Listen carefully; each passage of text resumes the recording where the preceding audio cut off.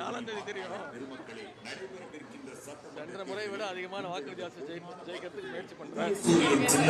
இன்னைக்கு 1 வட்டம் 2 வட்டம் தான் இன்னைக்கு கவர் பண்ணியிருக்கோம். இன்னும் போக வேண்டிய தூரம் இருக்கு.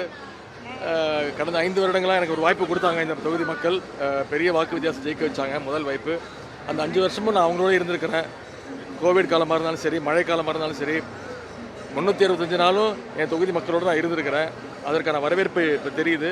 நிச்சயம் பெரிய வாக்கு வித்தியாசம் ஜெயிக்க வைப்பாங்க. சென்னை எப்பவுமே திமுகவோட கோட்டை தாங்க.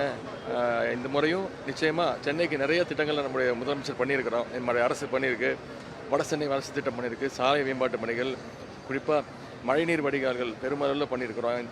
ஒரு வருஷமும் அந்த மழை பெய்யும் போது தண்ணி வடிகால் வசதிகள்லாம் அவ்வளோ சிறப்பாக பண்ணியிருக்கிறோம். நாங்கள் நிச்சயம் புதிய மேம்பாலங்கள் வந்திருக்கு. சென்னையுடைய கட்டமைப்பே எப்போவுமே திமுக அரசில் தான் சிறப்பாக பண்ணியிருக்கிறோம். அதனால் சென்னை மக்கள் நிச்சயம் மீண்டும் திமுகவுக்கு, உதயசூரியனுக்கு, எங்களுடைய கூட்டணிக்கு, மதச்சார்பற்ற முற்போக்கு கூட்டணிக்கு ஆதரவு கொடுப்பாங்க, நம்பிக்கை இருக்கு.